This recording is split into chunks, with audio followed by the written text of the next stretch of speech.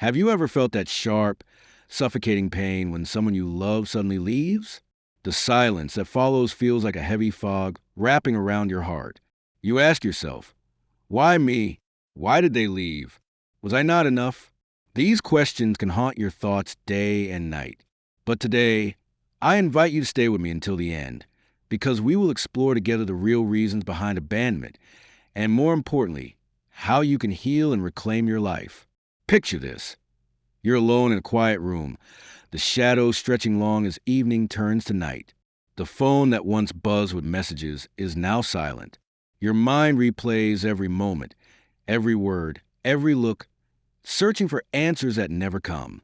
It feels as if your world is crumbling and your soul is sinking into an endless void. You feel empty, lost, maybe even broken.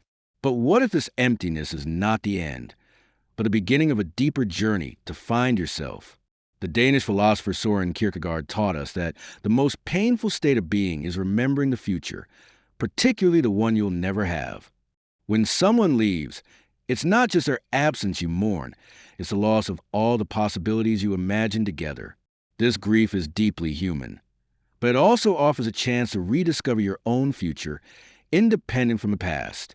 Why people leave, it's not always about you. It's a hard truth. But often the reason someone leaves has little to do with your worth or actions. People leave because they are running from their own fears. Fear of intimacy, fear of commitment, fear of being vulnerable. Some carry wounds they've never healed.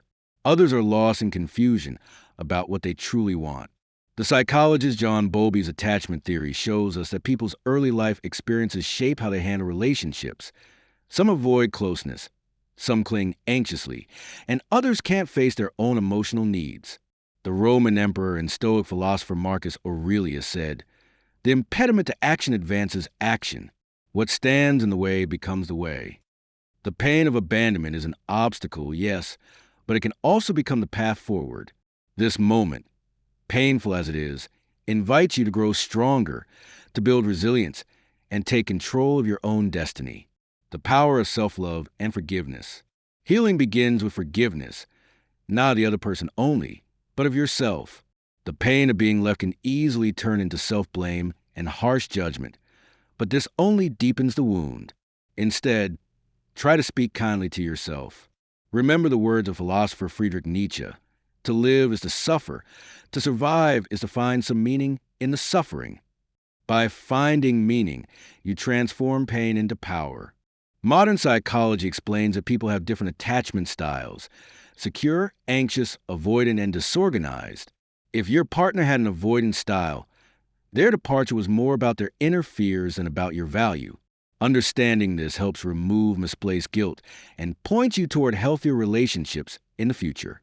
The poet Rainer Maria Rilke wrote, "Everything happened to you, beauty and terror. Just keep going. No feeling is final." This reminds us that every emotion, no matter how intense or dark, passes in time. The emptiness you feel now is not forever. It is a temporary shadow before the dawn. How to rebuild yourself. Rebuilding after loss requires patience and effort. Connect with supportive people. Seek friends, family, or groups where you feel safe and understood. Human connection is healing. Explore your passions. Dive into activities that bring you joy and purpose. Art, music, reading, sports. These are lifelines to your inner light. Practice mindfulness and meditation. Learn to sit with your feelings without judgment, allowing them to flow rather than fight them. Write your story.